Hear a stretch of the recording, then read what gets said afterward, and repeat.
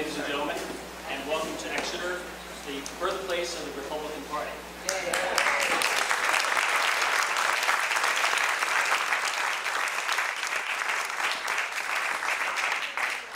As we all know, it was just down the street here at the Swampscott Hotel, where Amos Tuck and Abraham Lincoln met with other New Hampshire politicals and formed the Republican Party and got this party on its way to the presidency at the Great Hall. It's my pleasure to introduce a gentleman who I've known for quite a while, and I've had the pleasure of serving as a delegate to the National Convention in 2008. And he's had an interesting life, 4 careers so far, and we're working on helping you with a 5th career. He served as a management consultant and helped companies organize and become more successful and more profitable. From there, he formed venture capital firm Bain Capital, which revolutionized the whole concept of venture capital by becoming investor and participants in the companies and helping them grow and bring the learning skills and so forth that he had as a consultant.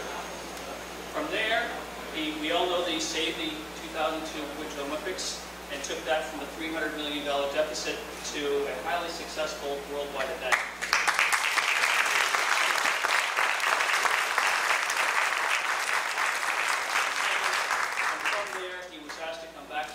Back to Massachusetts, run for governor, became governor, and solved a $3 billion deficit in his term. A terrific event, a terrific accomplishment, and one which I think has established you as the leader in terms of being able to work with across the aisle and deal with the financial problems that we have at the state levels and now at the federal level. And it's my pleasure to introduce Governor Romney.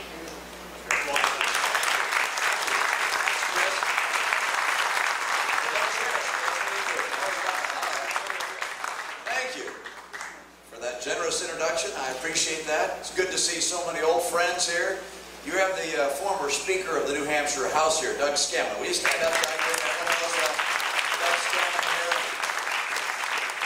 I better not start with introductions or I'll leave some people off, but I want to say thanks to you for being here today. This is one of the great characteristics of New Hampshire, is that even though it's the middle of a day, at a weekday, that when a person who's running for president comes to town, people turn out and ask questions.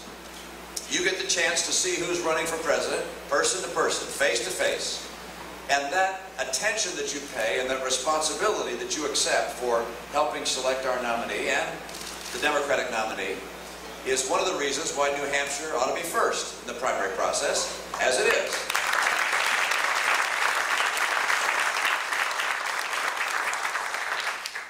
Appreciate your willingness to be here today and to hear what I have to say. I'm going to say a few words, and then, as is traditional in a town meeting like this, I'm going to turn to you and let you ask whatever question you'd like, and I'll do my best to answer them. I thought today I'd tell a couple of personal stories and a little bit about my background and heritage, and that of my wife. My dad was born in Mexico of American parents who were living there, and revolution in Mexico in the early 1900s led them to leave Mexico, come back to their home in the United States. My dad's dad was in the construction business, and as you know, there are good times and bad in construction, and he went broke more than once. They lived in Los Angeles and Idaho and Utah. My dad learned to be a lath and plaster carpenter working for his dad. Some of you know what lath and plaster is. It was the precursor of wallboard, right? I mean, my guess is this is lath and plaster here. Right? Okay. And so my dad could take a handful of nails and put them in his mouth. And then he could sort them out and spit them out sharp point forward. And he'd grab that and, you know, use it to bang into the lath as he put up the wallboard. My dad never had the time or money to put together a college degree. But the fact that he was a lath and plaster carpenter didn't keep him in America from becoming head of a car company, big car company, at least at the time. They made Ramblers, some of you remember Ramblers. And then also becoming governor of the state, where he ultimately lived. My dad grew up understanding the value of hard work and wanted me to understand the value of hard work. My wife's dad was born in Wales. His father was a coal miner. And his father said, I don't want my kids growing up with the black lung and the diseases of the coal mines, and so they immigrated to this country ultimately. There were 4 kids in their family, including my father-in-law, and they didn't have enough money to all go to college. But they knew that education was the key to being able to provide for a better life for their kids and grandkids, and so they looked around the table and said, we're all going to save money from our jobs and send one of us to college. And they concluded that my father-in-law was either the most entrepreneurial or the brightest, or however they did it, they decided he was the one that was going to go to college. And so the other 3 kids, can you imagine, saved their money to send their brother to college. And he went to General Motors Institute of Technology, learned to be an engineer, and ultimately started his own business, and hired his brothers and sister, and was able to build a pretty successful enterprise that made parts for ships, of all things. It's remarkable in this country how many people come here with aspiration to achieve great things, to sacrifice and work hard, people who believe in America and believe in the principles that made America such a successful nation. I guess it was a couple weekends ago, Ann and I were talking about whether or not we would do with our grandkids what my dad and mom did with their grandkids. When their grandkids got to about 10, 11, 12 years old, somewhere in there, and they had 3 or 4 or 5 of them in that age group, they put them together, put them in their Ford Econovan, and drive for 30 days going to national parks. And they taught them to love the country and the land. But they also taught them something more than that. They taught them about the values of the country. Because I remember being on a trip like that with my parents. They took me to the national parks, and as we'd go from park to park, my mom or my dad would read from a book. And the book was called Men to Match My Mountains. This is a book written by Irving Stone, I think in the 1960s or so.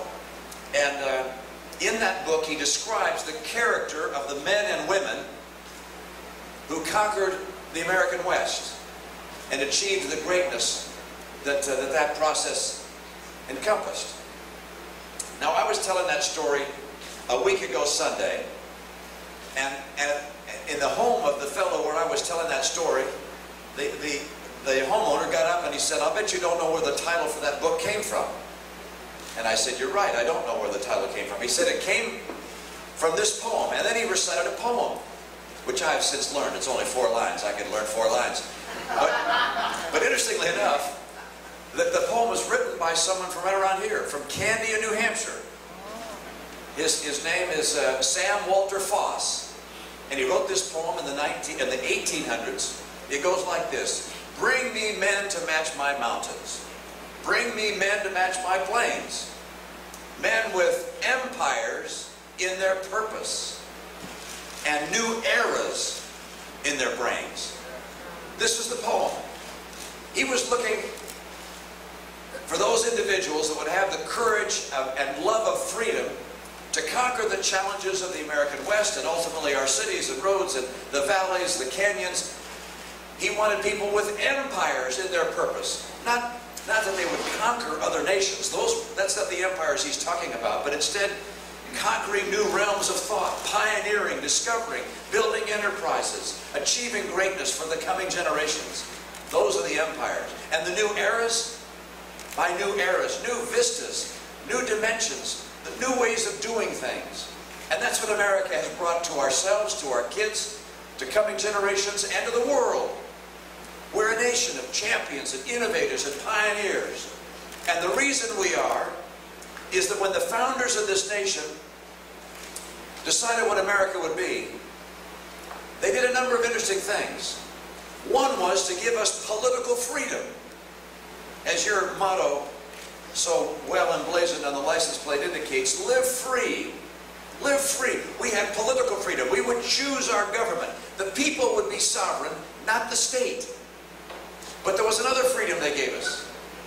The freedom to choose our course in life. Economic freedom, if you will. Instead of having a government tell us how we'd live our lives and who could do what and what kind of school you got to go to and who got what health care, no, you got to make those choices yourself.